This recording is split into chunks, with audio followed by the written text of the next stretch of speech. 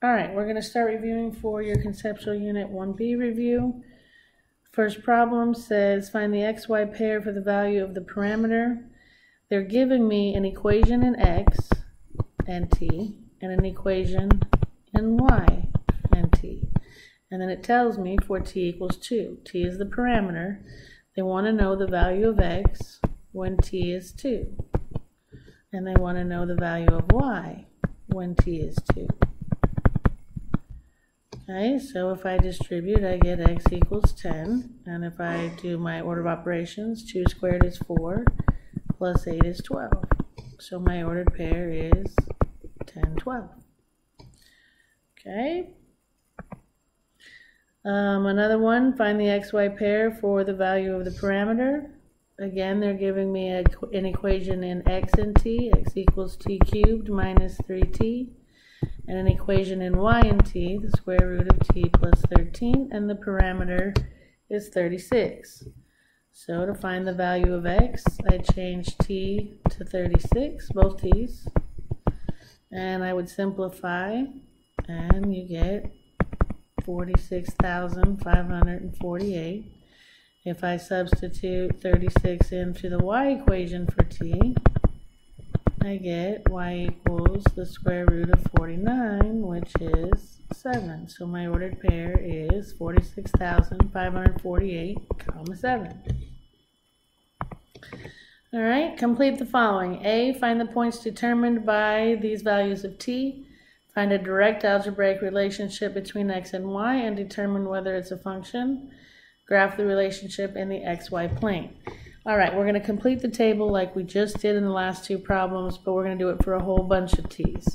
So if I start off, okay, for t equal negative 3, it would say x equals 3 times negative 3, which is negative 9, and y equals 5 times negative 3 minus 2, which would be negative 15 minus 2 would be negative 17. That's how they got that ordered pair. They did the same thing for negative 2, negative 1, 0, 1. I'm not going to do them all. You can do those on your own. Oops, sorry, I meant to change colors there. B, what is the algebraic relationship between x and y? Anytime you're trying to find the relationship between x and y in a parametric equations, you solve one of the equations for t, substitute it into the other equation. All right, so I'm going to pick this one, and if I got t alone, I would divide by 3. So that tells me that t equals x over 3. If I take that and substitute it into the other equation, I have y equals 5 times x over 3 minus 2. Okay, that would give me 5x over 3 minus 2, and the way they write it is 5/3 x minus 2. So the relationship is linear. Okay, do the parametric equations determine y as a function of x? Well, if I graph it, all right, I would start at negative 2, and I would go up 5 over 3, and it's easier if you enlarge that graph, and that's a line which passes the vertical line test, so yes, it's the equations determine y as a function of x, and then graphing it we just did. Okay. All right, is the graph of the relation shown? Determine if the relation is a function and if the relation has an inverse that is a function. If the graph is a function, it will pass the vertical line test. And since every line I drew only touched it once, then yes, it is a function. If it passes the horizontal line test, then it has an inverse that is a function. And it passes the horizontal line test, so again, yes. Okay, the function f of x is 1 to 1. Find its inverse and its domain. All right, to find the inverse, you change f of x to y. So I have y equals 9x minus 3. Then you switch x and y. So I have x equals 9y minus 3. And then you get y alone. So I would add 3. That gives me x plus 3 equals 9y. Divide by 9 on both sides, and the inverse function of x is x plus 3 over 9. All right, what is the domain of the inverse? Notice how it didn't say to be careful of anything inherited from the original function. Okay, so if I'm looking at my inverse, there's no drama. There is a fraction, but there's no variable in it. So my domain is going to be all real numbers. All right, and it says, find the inverse of the one-to-one function if f of x equals x plus 6 over x minus 5. And again, they want the domain of the inverse.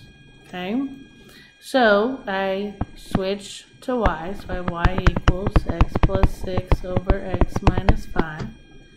Then I'm going to switch my x and y. So I have x equals y plus 6 over y minus 5. Then I have to get y alone. So I'm going to multiply by the denominator. And distribute my x gives me xy minus 5x. On this side they cancel, and I have y plus 6. Okay, now I want to get everything with a y on one side. So I want these two on the same side, and I want everything without a y on the other side. So I want these two together. So I'm going to move the y first. I'm going to subtract y, subtract y. You can't take a y from an xy, so I just drop it. So I have xy minus y minus 5x equals 6.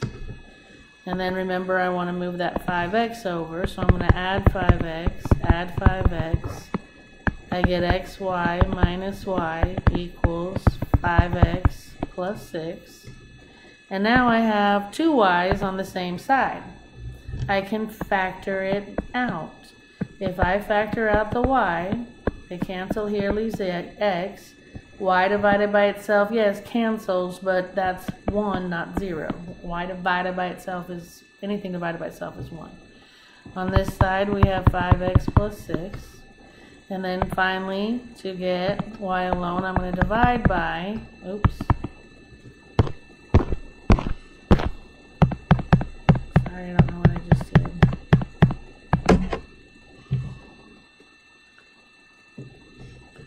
There we go. I'm going to divide by x minus 1 on both sides.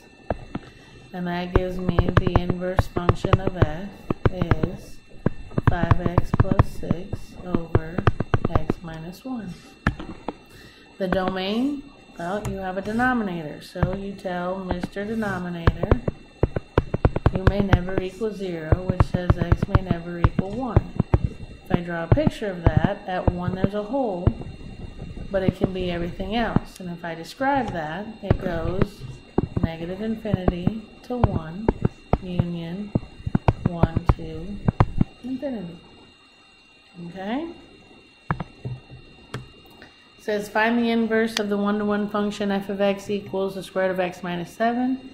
Give the domain of the inverse of f, including any restrictions inherited from f. Alright, so first of all, we have y equals the square root of x minus 7. If I graph that, I'm going to look at the domain. You have to pay attention because if you're inheriting from f. This would be a square root function 7 units to the right. Okay? So if I look at its domain, x has to be greater than or equal to 7. Agreed?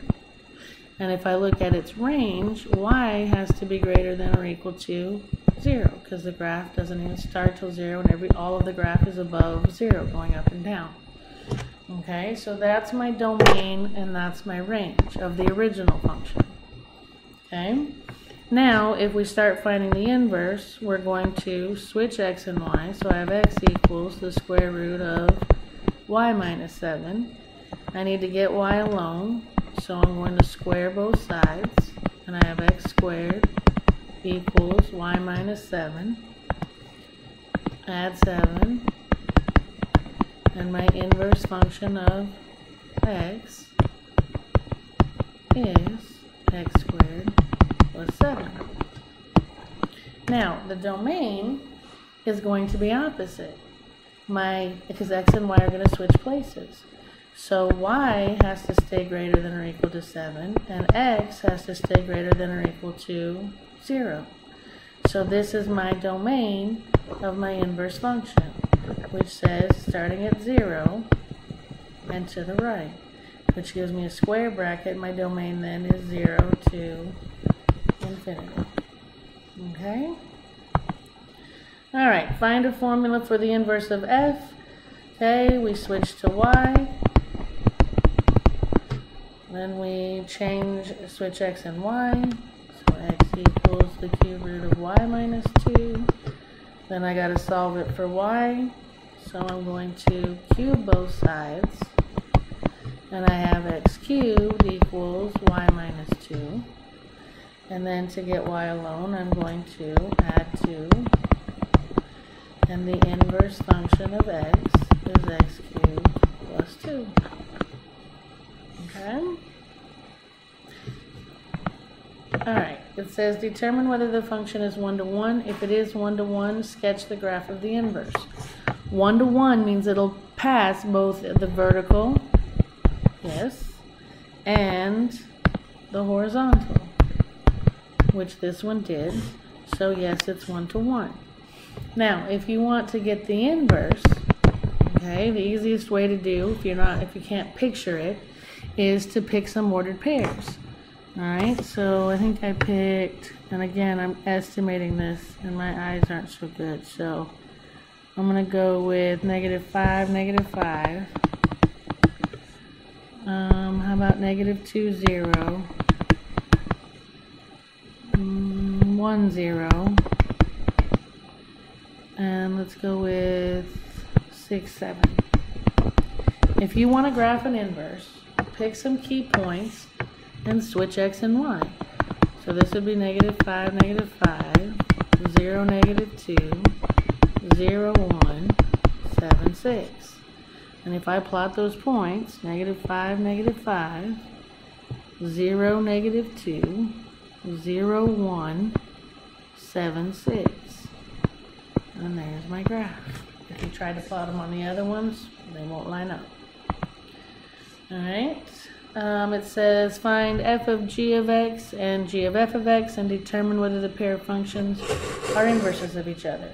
Two functions are inverses of each other if and only if both compositions come out to equal the mother function. Okay? So first of all, they want us to find f of g of x. So my first job is to go get the g house, the g function, and put it in parentheses. And the g function says x minus 1 over 9. Now this says take the f function, which says 9 times whatever you brought plus 1. And I brought x minus 1 over 9. And if I simplify it, this is a multiplication 9, this is a division 9, they cancel. That equals x minus 1 plus this one out here. Those cancel, and yes, I get x. Okay, so far so good. But the opposite also has to be true. Okay, so I have to do g of f of x. This means go get the f and plug it into g. So the f function says 9x plus 1, which says go to the g house, which says whatever you brought minus 1 over 9. And I brought 9x plus 1. Now if I simplify, there's nothing to distribute, so that's just 9x plus 1. And everything else comes down, minus 1 over 9. The 1's cancel. That gives you 9x over 9. The 9's cancel, and that gives you x. You got the mother function both times, which means they're inverses to each other. Okay? Alright, it says confirm that f and g are inverses by showing that f of g of x equals x and g of f of x equals x. And so you have to find f of g of x, which says go to the f house, go to the g house, take its function. The g function is the cube root of x plus 3. And then we're going to take that to the f house. And the f house says whatever you brought, cube it and subtract 3. And I brought the cube root of x plus 3. they cancel, so I'm left with x plus 3, and then the minus 3 in purple, which cancels out and gives me the mother function. So far so good. Now we have to prove that g of f of x equals x. Well, this says, go copy the f function, and the f function was x cubed minus 3, and take it to the g house, and the g house says the cube root of whatever you brought plus 3, and I brought x cubed minus 3, and simplify inside first. Nothing to distribute, so I have x cubed minus 3 plus 3. The 3's cancel. I have the cube root of x cubed. The cubes cancel, and I have x. So we have confirmed that they are inverse functions. Okay, same directions. So if I have f of g of x, this says go get the g function. And the g function says 6 over x minus 1, and take it to f, which says whatever you brought plus 6 over whatever you brought. And I brought 6 over x minus 1. You got to put it in both places. Now over here to the side, I'm going to simplify my top. I have 6 over x minus 1 minus 6 over 1. I need to get a common denominator, which will always be, if you take the first fraction and multiply by the bottom of the second, 6 times 1 is 6, 1 times x minus 1 is x minus 1. That's your new first fraction. Now it didn't change because we were multiplying by 1. And to get the second new fraction, you multiply it, both of them, by the bottom of the first. So on top you'd have 6 times x minus 1, and on bottom you'd have 1 times x minus 1. Now my denominators match, so I can keep it. And I have 6 minus 6 times x minus 1. You just add the tops and keep the bottom. So if I distribute, I have 6 minus 6x minus 6 over x minus 1. And if I combine constants, a 6 and a negative 6 cancel out. And my numerator is now negative 6x over x minus 1. My denominator is as simple as it can get. It's just 6 over x minus 1. So now I can keep, change, flip. I have negative 6x over x minus 1, change to times, flip the bottom, so it will be x minus 1 over 6. Right? Oh, that was a plus. I'm so sorry. That was a plus. That was a plus. That was a plus. So these are all positive. Sorry. Alright, my x minus 1's cancel. My 6's cancel. And I end up with the mother function. So far, so good. Now I have to do g of f of x, which says go get the f function, which is x plus 6 over x, and take it to g's house.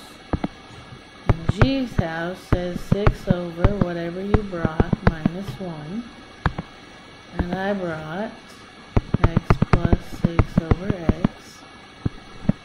Okay, so I have to simplify that bottom before I can keep, change, flip.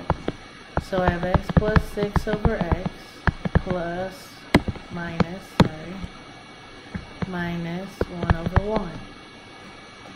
Again, to get a common denominator, these two multiply by that. Multiplying by 1 doesn't change anything.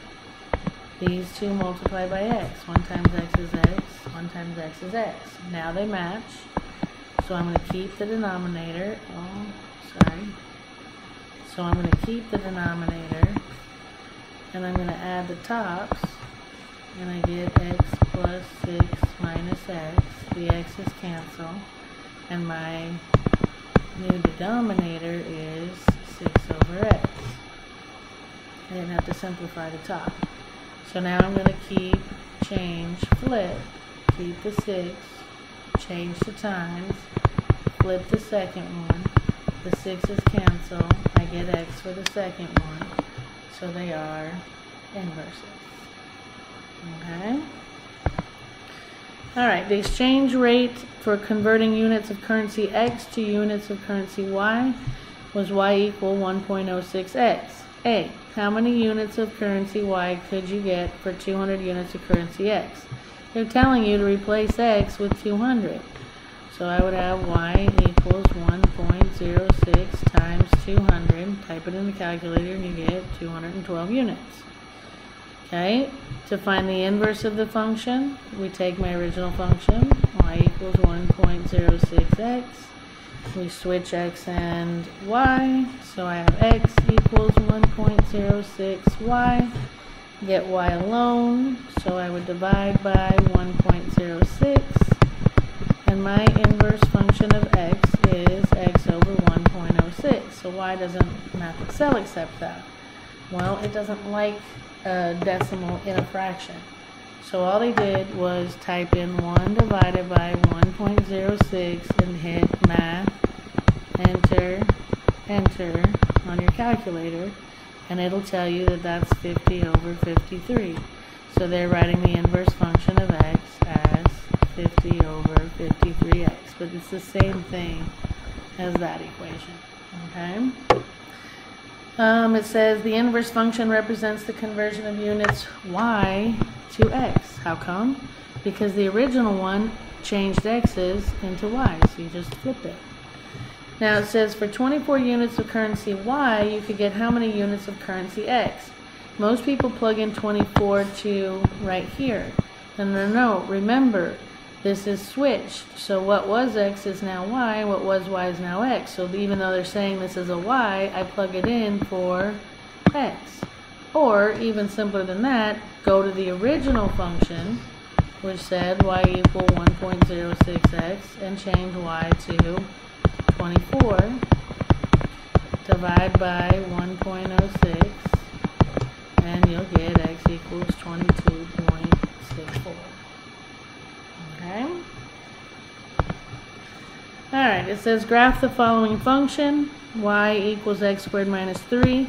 Mother function would be y equals x squared, which is a parabola with its vertex at the origin. The minus 3 is outside. Outside means up or down if it's adding or subtracting. Minus would be down 3 units. So I'm looking for the graph that took this one and shifted it down 3 units and redrew it. Okay? Describe how the graph of y equals x squared can be transformed to the graph of the given equation. They are putting a +8 on the inside. Anything on the inside is right or left if they're adding or subtracting, and it's backwards. So positive you would think means right 8, but it's not. It's left 8. Anything with your crazy x is backwards. Okay? Alright, it says graph this function. Well, mother function would be y equals the square root of x, which is half a parabola starting at the origin, looks something like this. Okay, that negative on the outside is going to flip it upside down, so it would look like this now. The 1/3 is going to vertically squish it. It's going to squish it in. So the green part now is going to be really close to the axis. I should use a different color. It's going to be really close up here. Okay, which is why that's my answer. Okay. Alrighty. Describe how the graph of y equals the square root of x can be transformed to the graph of the given function. Okay, you have a negative on the inside. Anything on the inside means it's a horizontal transformation of some sort. And a negative on the inside will reflect across y. And then the +4 is on the outside. Outside is vertical, and positive means up. Okay, how you can, the graph of y equals x cubed can be transformed to the graph of 0.2x cubed. they are multiplying on the outside by something less than 1. Outside is vertical, less than 1 is a shrink by whatever that number is. Okay? Describe how the graph of y equal x cubed can be transformed to the graph of y equals 0.4x cubed. Same thing. I don't know why I put two of the same one. Again, you're multiplying on the outside, which is vertical. Less than 1 is a shrink. Okay, how you're going to transform from this one to this one? Well, you've got a cubic function. This one is going to be 8 units to the right. 1, 2, 3, 4, 5, 6, 7, 8. Okay, it's going to look something like this. This one is going to be 8 units to the left. 1, 2, 3, 4, 5, 6, 7, 8 units to the left, and it's going to be reflected over the x-axis, so it's actually going to look backwards. So they're saying, how do you go from this one to this one? Well, first of all, you'd have to go 8 and 8 more steps, which is going to be 16 units left, and then you're going to have to reflect to turn, and this has to come down and this has to come up. I think I drew that right. I might be backwards. Okay, but it's going to have to reflect across the x-axis because that negative's on the outside. Okay, sketch the graphs. You're not necessarily real familiar with y equals the cube root. You're used to the cubes, which do this. Your cube root function, and if you're never not sure, type it in your graphing calculator and get a picture of it. But the cube root of x looks like this. Okay, so for A, I'm taking this shape and I'm moving it 6 units to the left, which would be this one. Okay, for B, they want me to shift it down 1 unit. So instead of coming up right here, it would do this. Okay, forgive my drawing, I don't draw very well. Okay, so it's going to shift down 1 unit, but this is going to stretch it, so it's going to make it really thick like this. Okay, so that one's out, and it's between these two. And you're going to have to enlarge them. These are just too small to see like this. But if you enlarge this one, you'll see that this one is shifted down 1, whereas this one actually hasn't. Okay?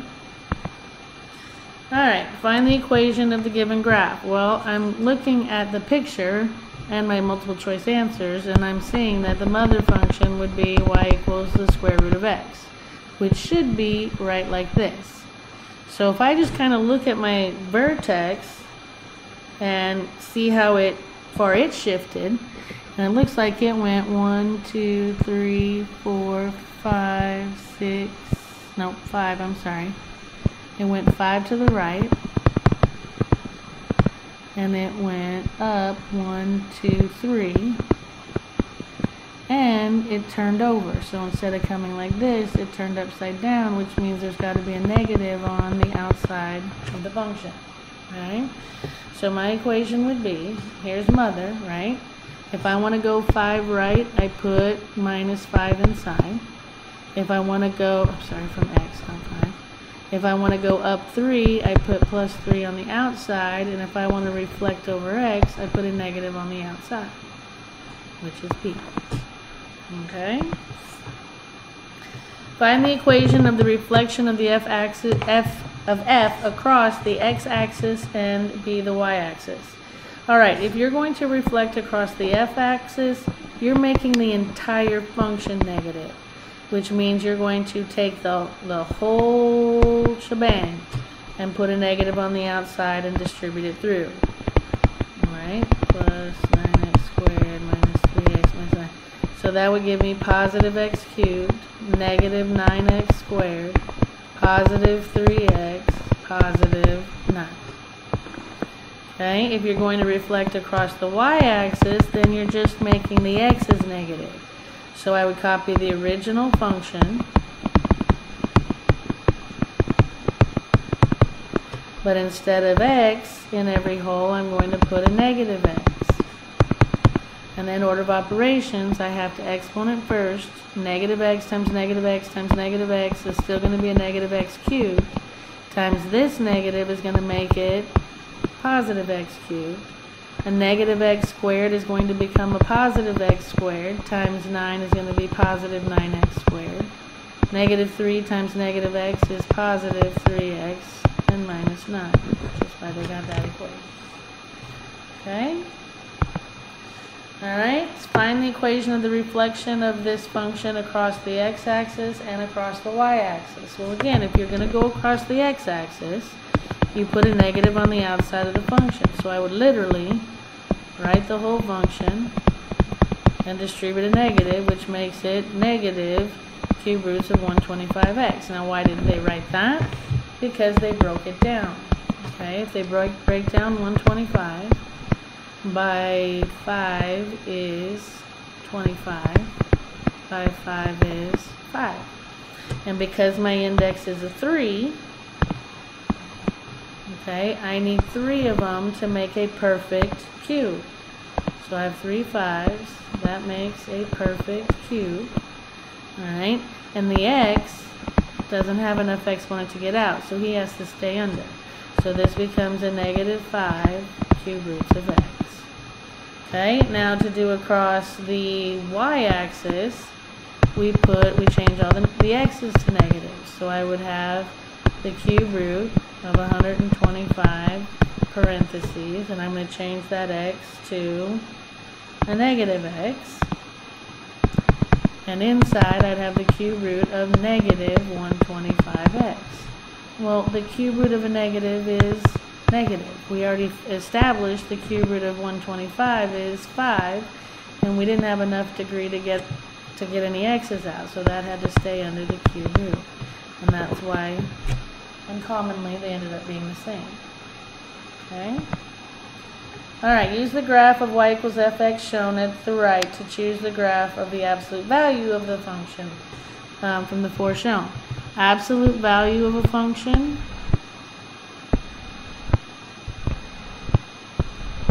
you take what's on the bottom and you erase it and you redraw it, or you reflect it up over the x-axis. So instead of coming down, it will come up.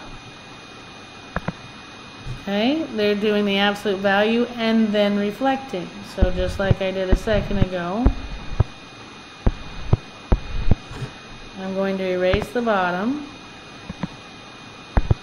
and I'm going to redraw it above the x-axis. That does the absolute value, but now I have to reflect over x, which means it's going to turn upside down. So this would come up like this, and like this. And there you go. Alright, transform the given function a by a vertical stretch of factor of 4 and b a horizontal shrink by a factor of 1/5. If we're going to do a vertical stretch, then you literally are going to put 4 times the whole function and distribute it. So that would be 4x cubed minus 28x. Okay?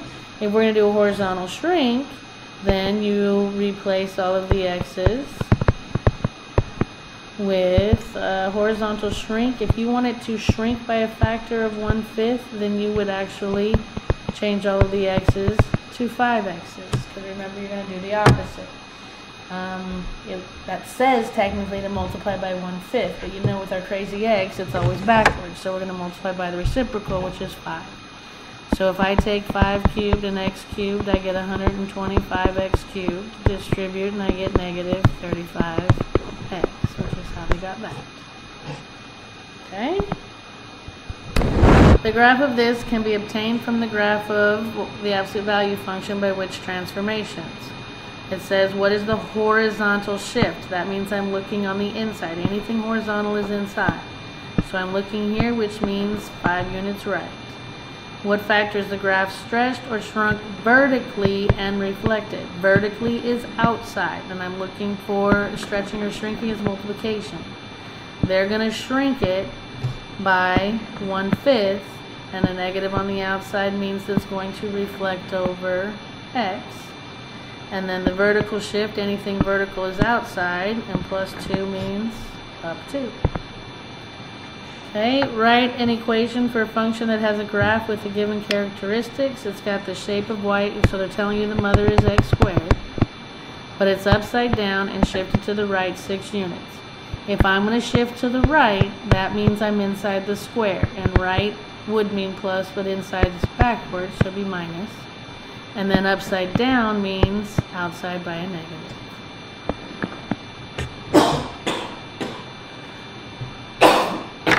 Sorry. Okay.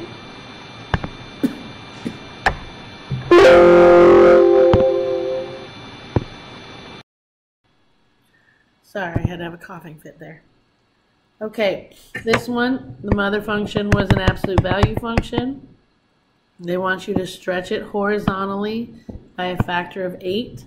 Horizontally means it's inside, and stretching or shrinking means multiply, but if it's inside, it's crazy backwards, so that's going to be 1/8 on the inside. And shifted down means minus on the outside. Yes? Okay.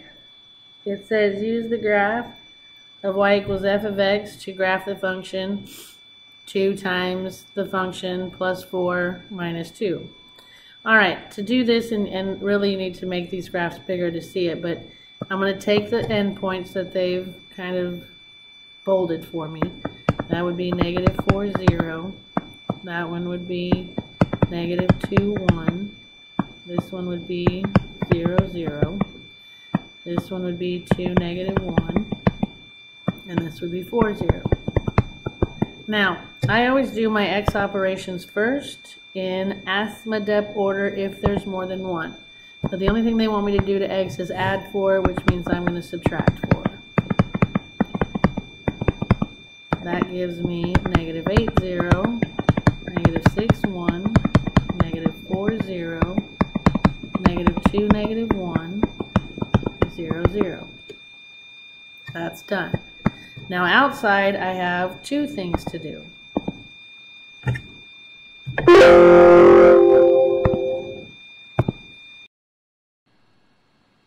Sorry, another coughing fit. Okay, that's done. Now we have 2 things on the outside to do. Outside means we do it to y. And if we're doing it to y, that's in PEMDAS order. So they want me to multiply by 2 and subtract 2. PEMDAS says I have to multiply by 2 first. So just the y's, times 2, times 2, times 2, times 2. Negative 8, 0, negative 6, 2, negative 4, 0, negative 2, negative 2, 0, 0. That's done. And then the last thing I need to do is subtract 2 from all the y's. Minus 2, minus 2, minus 2, minus 2.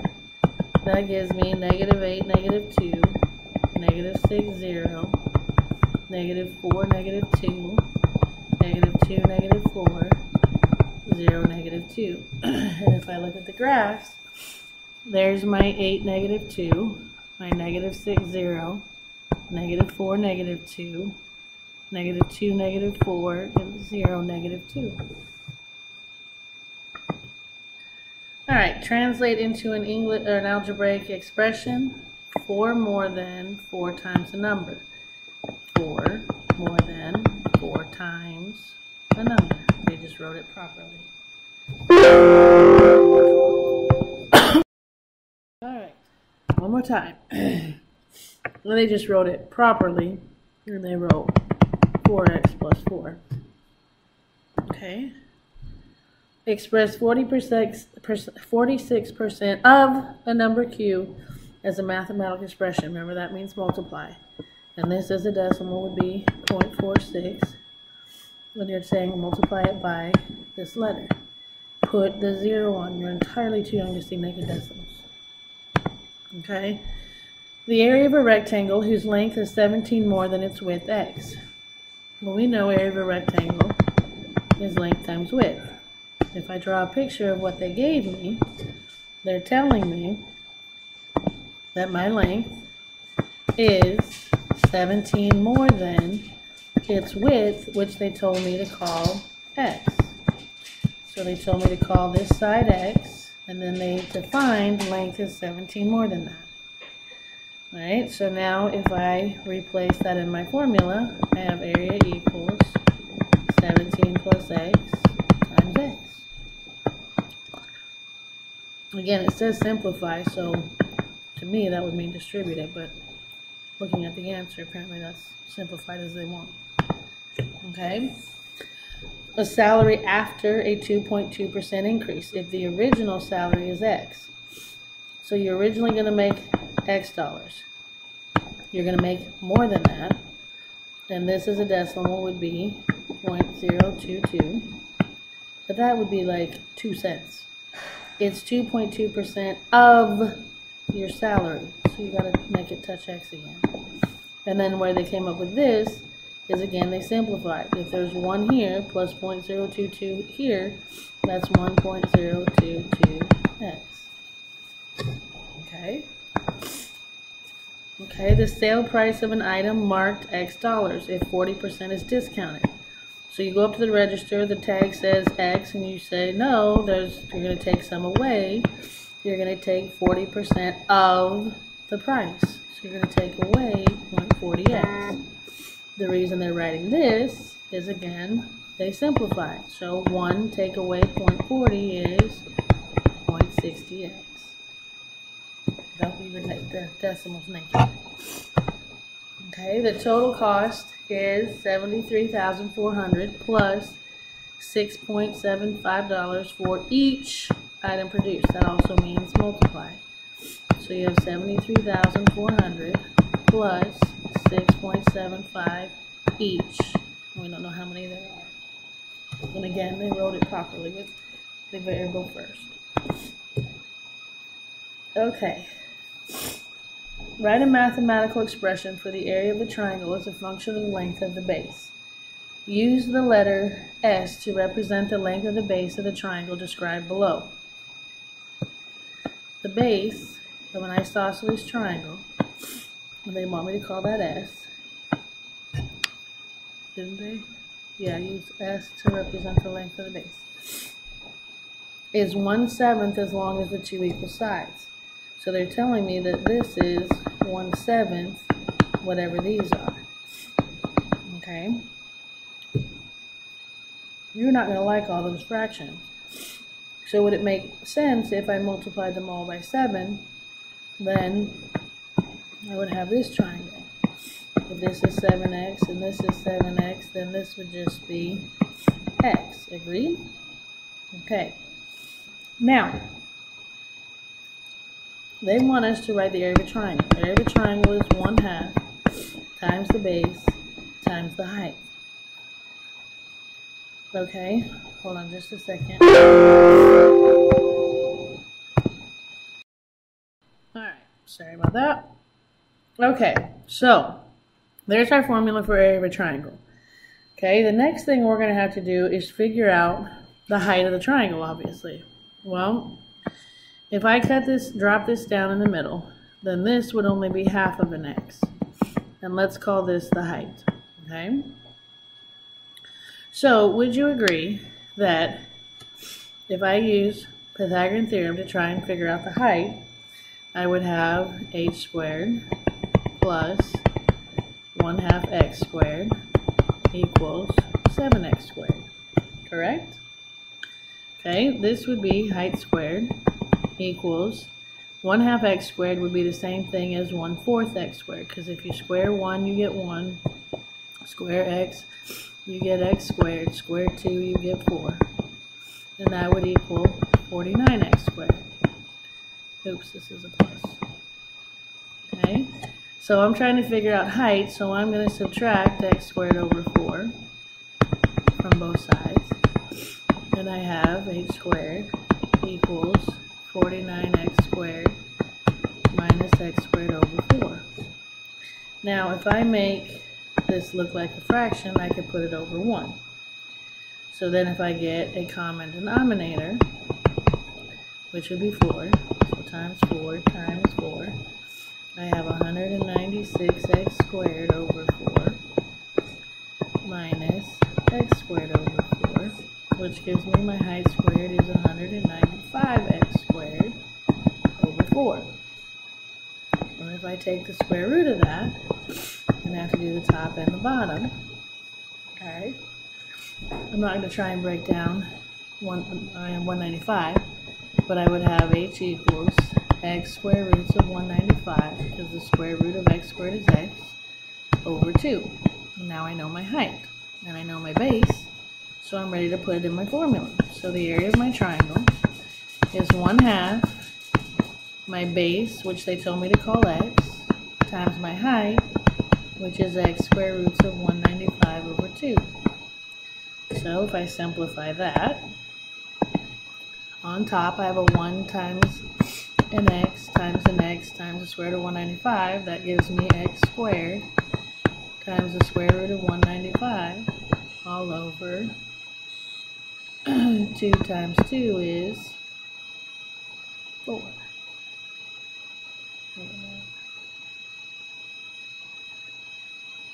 Oh, that's a 2. Oh, but that is a 4.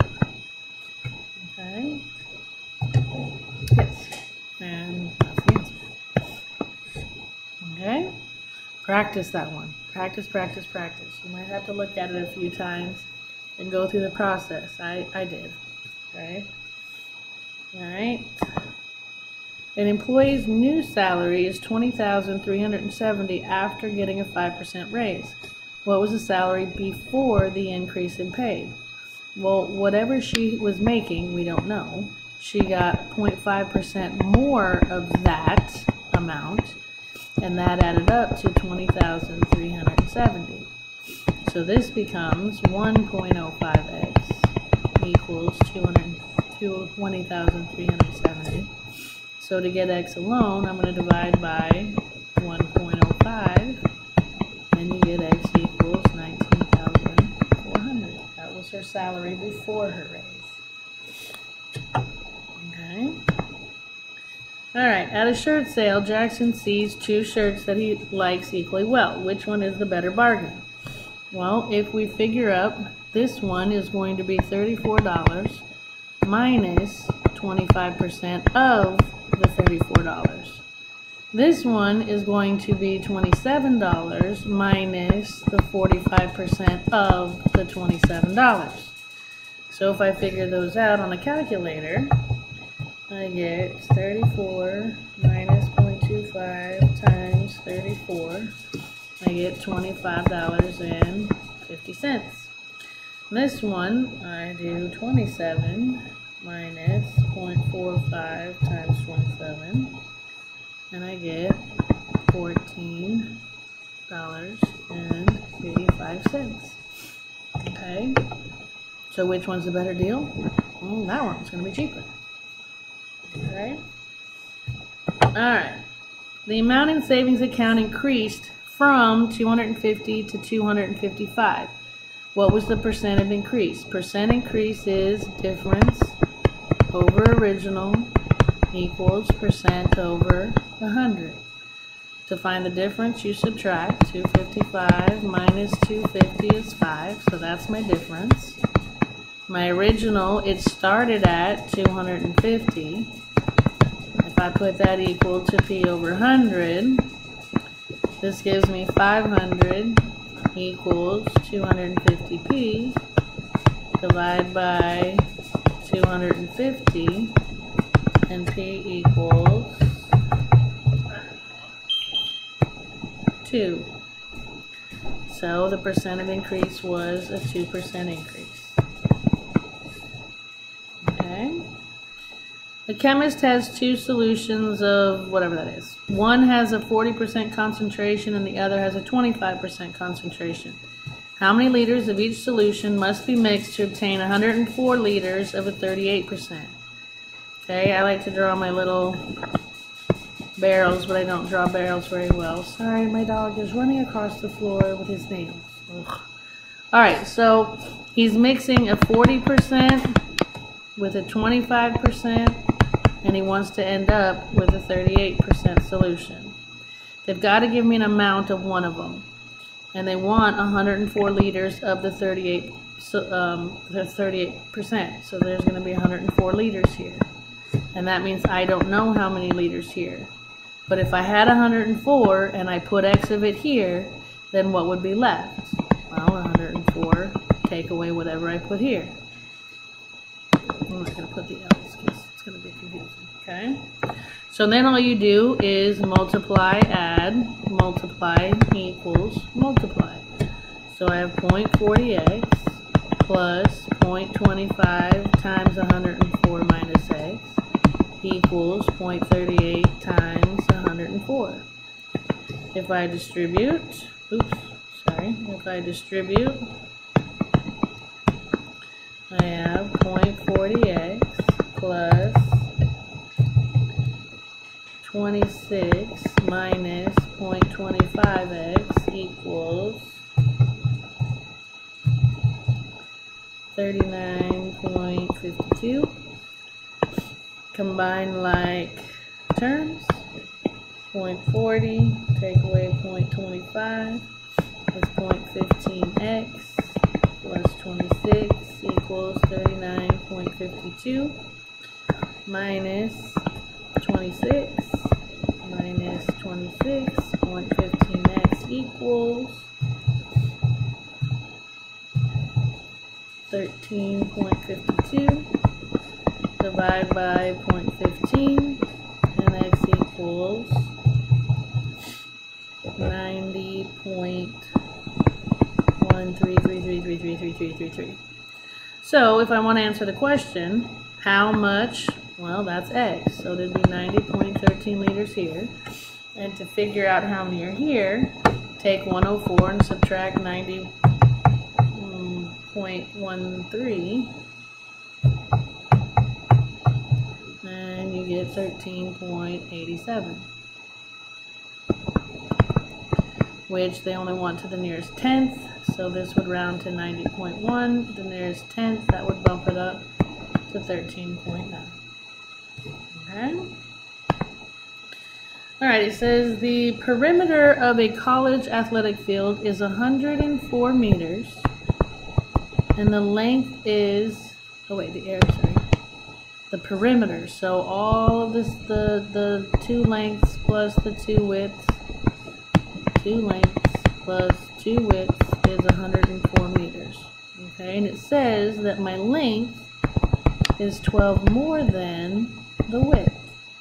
So if I call the width x, then that would be my length. So if I take 2 of those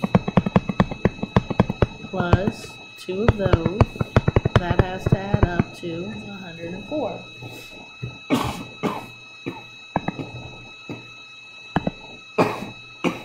Distribute. I have 24 plus 2x plus 2x equals 104. I don't know why I wrote a 5 there. Combine like terms. 24 plus 4x equals 104. Minus 24 minus 24. 4x equals 80. Divide by 4 and x equals 20, which is what I called the width. So to get the length, 12 plus 20 would be 32. And last, it says a mother wants to invest $12,000 for her son's future education. She invests a portion of the money in a bank certificate of deposit, which earns 4%, and the remainder in a savings bond that earns 7%. If the total interest earned after 1 year is $720, how much money was invested in the CD account? Okay, so this one was the CD and this one was savings. So let's call this I don't know. Well, if she had a total of $12,000 to invest and she put I don't know of it how here, what would be left to put here? Well, the $12,000 take away whatever she put in this bank. So, same thing. 0.04 times x plus 0.05